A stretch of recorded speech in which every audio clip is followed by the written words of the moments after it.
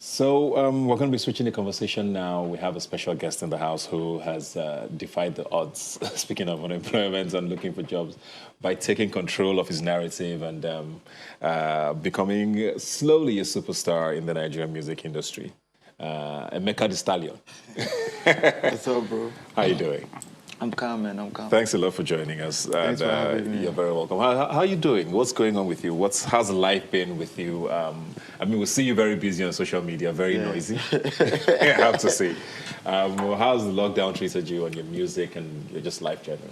I think lockdown kind of brought out the style, the creative genius inside me. You know, just being at home, not doing anything, just made me realize how much power social media has and how talented I am at creating and dominating social media. So, well, we'll come back to that. But how did this music thing become a thing for you? I remember seeing a video of you going back to the home where you grew up and where you live now, and it was a great video to just see that your growth, was quite inspiring. At what point in your life did you realize, okay, music is probably going to be it? Was it always there? Did it happen along the way? Man, it happened along the way. It was just a challenge. It wasn't like natural the way like a lot of people say their stories. My cousin heard a 14-year-old on radio. His name was Lil H. And because I used to you have Nigerian rappers at that time. That Nigerian rappers don't know how to rap. So, how old were you then? Yeah, I was like maybe 14 or something. So she was like, look at this 14-year-old boy is doing this. What can you do? All you do is insult Nigerian rappers. And I was like, this thing is not that hard. I'll go upstairs and I'll rap now. And I went upstairs, wrote my first rap, and I came down, and it was so much fun to rap it. So I just kept up until on then, doing you had no passion for music. You had never rapped before. At all. I never if you told me a day before that I would become a rapper. It's such a funny story. Really? Yeah. So you did that, and then I enjoyed it, so I just kept on writing and writing and writing. And before I knew it, I was thinking about going to the studio to put down some of my raps. And, my first song won me one competition that Terry Rapman hosted. Mode 9 was one of the judges. And these are OGs in hip-hop. But you said they could not rap. No, as at that time, I was way before I was criticizing Nigerian rap a lot. But I still knew that, okay, there were one or two guys that were fire, right? So the fact that those guys thought I was fire too made me feel like, okay, I can actually pursue this thing. It's different when your family says maybe your cousin says you're fire or your friend. Those ones are probably just telling you because they don't want to break your heart, you feel me? So, yeah, that was what happened. So how did Chocolate City happen? So AQ had been telling MI about me for the longest because, that I'm the next guy in the hip-hop thing, right? So one day I met MI, funny enough, at a Vector event, You were already kind of in industry at this time, or you were trying to still get I was, Vector kind of was supporting me, okay. I was, I think, second or third in his King Kong competition. Okay. And then it was the Hennessy VS class thing, that one I won, right? So I had those links to Vector, right? So I was always going around trying to just connect with people through him. And then I met MI there, and MI was like, bro, you are fire, I'm a big fan. Let's link at the office. Let's talk about a deal. And that's how it happened. Nice. So you have a very interesting strategy. Like we were talking about social media and how you sort of promote yourself and promote your music. Talking about you're the best, everybody else looks like me. Once in a while you put out videos just to... And people get confused sometimes. Is this just bands? And sometimes it comes across like you're being serious about how you feel about yourself and other artists. What informs, that strategy? For me, it's just me being my crazy self. Like if you knew me personally, I say a lot of outlandish stuff. You feel me? So it's like I now decided to still say it on a larger scale. You feel me? Like a lot of my madness that's hidden, now everybody can see it in the open. So when I say those things, it's literally what I would say in the back. You feel me? So it's not like everybody knows that there's no malice in whenever I say stuff. Like everybody. Yeah, but you can brag without malice. Yeah, do you get? So like even yesterday, I made a video talking to Bona, about my album. And, because everybody already knows my energy, everybody found it interesting. And Bona even posted my album, You get, so like the energy that I radiate is happy energy. So even when I'm saying something, everybody knows it's cruise. It's not like I hate anybody or I'm trying to fight anybody. So. But you think you're the best rapper in Nigeria? Right now, I am. I think it's like back then it was a thing of me saying it, but right now, judging how my album is doing right now, I don't think there's any rapper right now that's dominating the charts like that. It's crazy. Better than Vector and MI?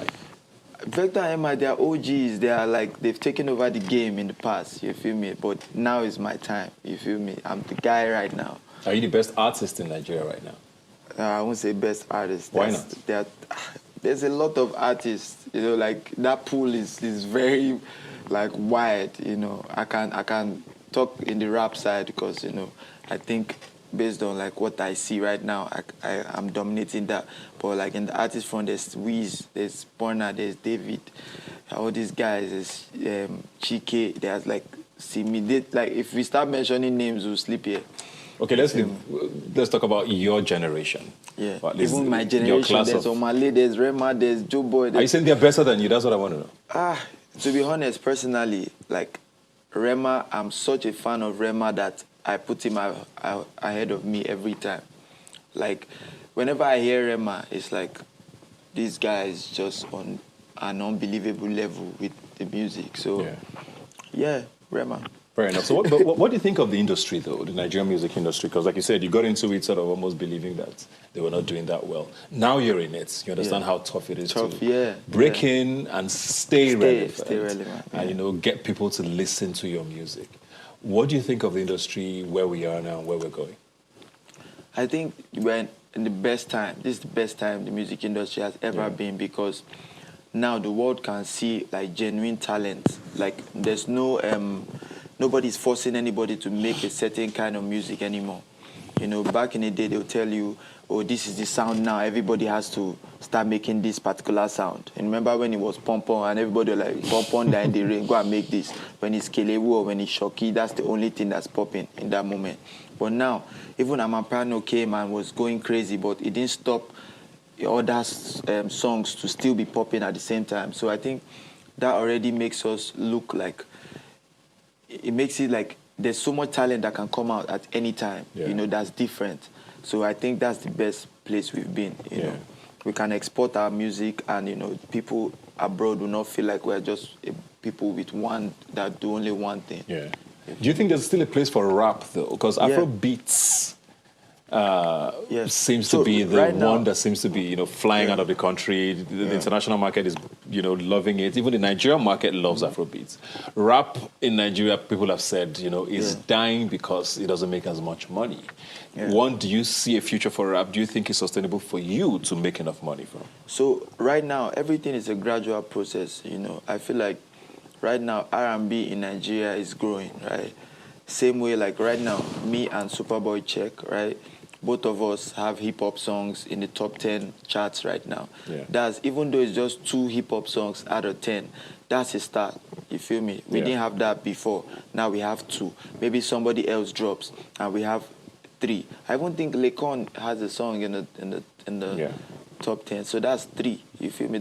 It's a gradual process. We can't wake up and do it in one day. But now, with us being in top 10, I'm inspiring somebody else to feel like, oh, I can rap, I can make a hip-hop song and get in the top 10. You feel me? So I think there's like bright future for hip-hop.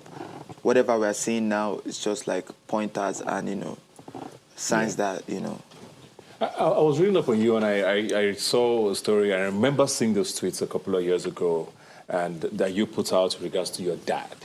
And how things are with you. I think, he was saying he wasn't there for you growing up and all of that, and he was trying to reach out.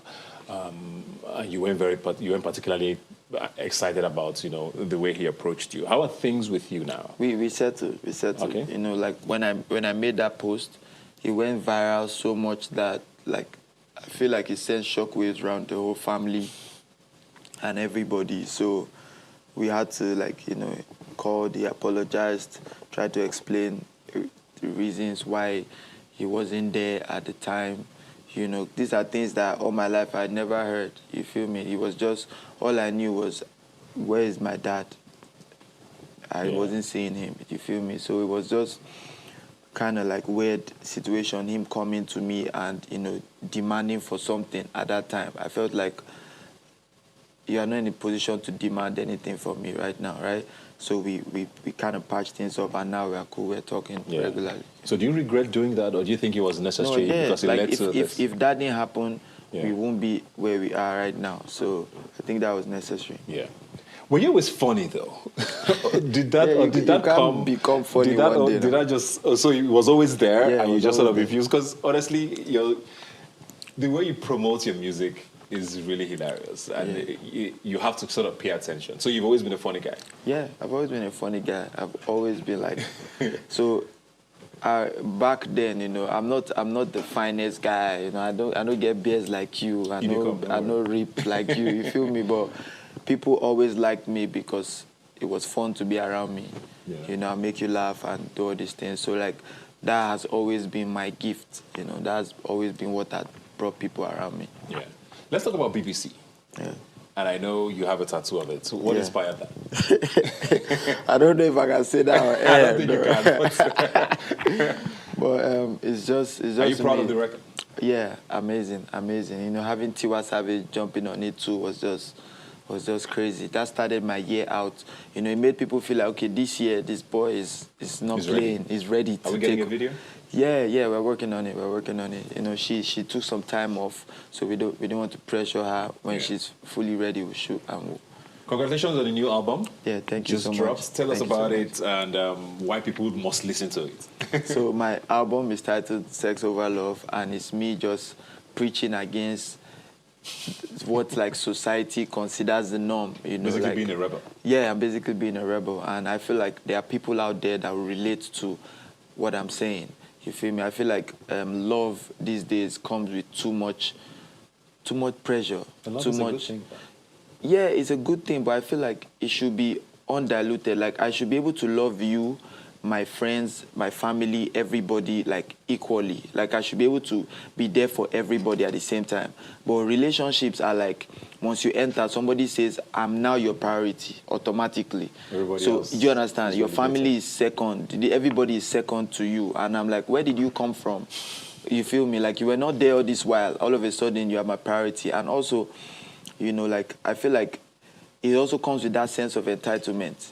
Somebody you're in a relationship with feels like, oh, now it's exclusivity, right? Even if you are not, like, cheating or doing some other stuff, right? Maybe if you are calling somebody else too much, it becomes a problem. People that were there before, so I feel like the whole concept of the way the society portrays love, I don't like it. It's not something that I can do, and I can't give it to somebody else. So it's safe to say you're not in a relationship? No. If you come into my life right now, you cannot outrank the people that are already there. Wow. That's facts. Do you think that mindset is going to change? Nope.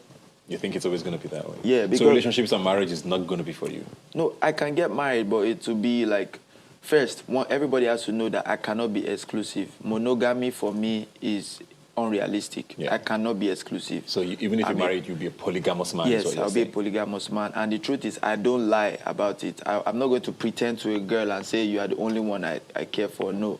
I will tell you right off the bat. Thank God my album is Sex Over Love. It's clear. Everybody now knows this is this guy's message. So if any female is anywhere in my life, you already know how I roll. So how many women do you plan on marrying?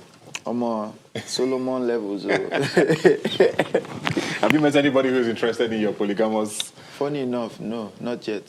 So no, every time I tell them, they try to fix me. They think it's something. They think it's a phase? Yeah, they think it's a phase. And you're sure it's not a phase? See, one thing I know, I can tell you beyond a shadow of doubt, no matter what, I will cheat. If I try to be, I will cheat. Like that's... So let's not just go there. Every guy I know is cheating. Every guy. Like, so I feel like trying to say you can be loyal, like, I feel like monogamy was introduced, like, back in the day, you know, you only had, like, maybe 10 hot babes you see in your whole life. Now you see 100 on IG. So you can't cope. I can't cope. This conversation has completely gone left. Please. blaqbonez Sex Over Love is out. Please go stream the album. Congratulations on that. Thank you, bro. And thank you very much for joining us. Thank you, bro. We'll take a break now and be right back. Please don't go away.